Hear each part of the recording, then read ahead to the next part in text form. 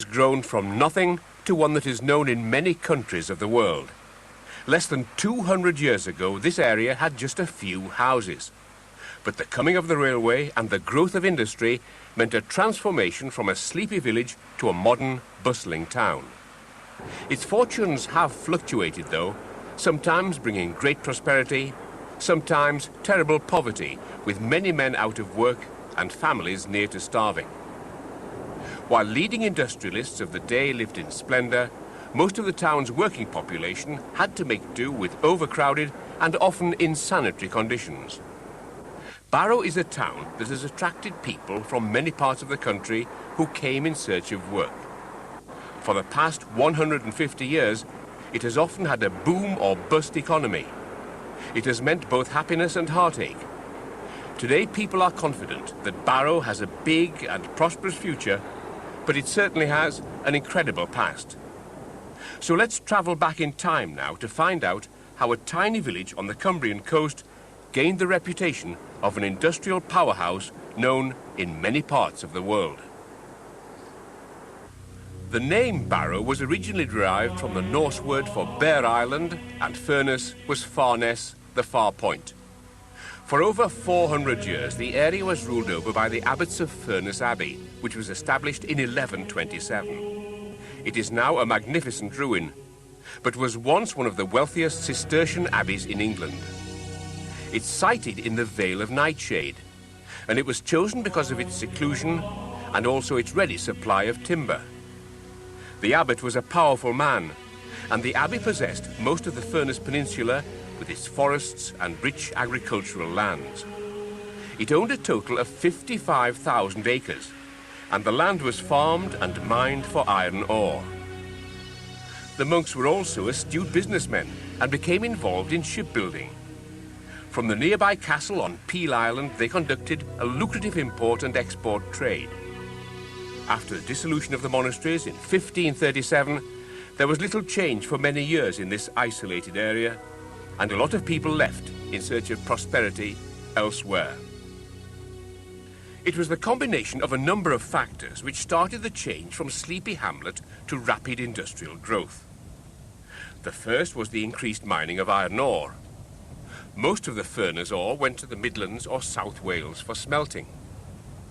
The Walney coast was notorious for shipwrecks, and the entrance from the sea to transport the ore was difficult. Because of this, the iron companies began to develop the port at Barrow. The town's early growth was inextricably linked to the iron industry. But a railway was also needed to carry the iron ore from the mines to the ships, and so the Furness Railway came into being. The official opening took place in August 1846, during the period of railway mania throughout the country. The Furness line was relatively small, but it ultimately helped to end the isolation that had hindered development. The company's original stock was only 2 engines, 53 mineral wagons and 4 passenger wagons. The railway meant a huge increase in iron ore production, leading to more prosperity. It was in 1856 that a man called Henry Bessemer invented a method to convert iron into steel quickly, and Furness ore was perfect for this process. Within a few years, the Barrow Hematite Iron and Steel Company was formed. It eventually grew to become the largest ironworks and Bessemer plant in the world, and the production of steel rails increased at a rapid rate. But for business and industry to expand, it needs men of vision and conviction. Barrow had a number of such men, but one stands out from the rest.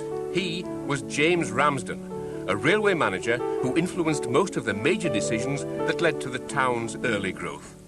Not only did he eventually become managing director of the Furness Railway, his initiatives brought about the Iron and Steel Company. He encouraged manufacturing industries and also stimulated the development of the port. James Ramsden was really crucially important in the early development of Barrow. It was he who really had the idea for developing Barrow as the town we know today. It was his plans that laid the industrial estates out. It was he who set out the plans for the gridiron of streets we know and the big wide main streets that we know today. It was he really who started the first dock development, and in the end, of course, the Furness Railway Company spent over £1 million on developing docks by 1900. His influence lasted for half a century, and his vision was for Barrow to be a world port and centre of trade and industry. His plans were never fully realised, but nevertheless he still saw a great deal of success. Financial backing from influential landowners like the Duke of Devonshire and the Duke of Buccleuch helped to ensure that expensive schemes were planned and carried out. But both men were also keen to make a profit. There were other major industrialists: Henry William Schneider, a London businessman who had developed the rich Park Iron Mine, and there was Robert Hannay, who started the construction of iron furnaces at Hindpool in 1857, which quickly became a great success. The impact of James Ramsden and Henry Schneider on the town was so great that two of the main squares were named after them, and large and imposing statues of the two men were erected.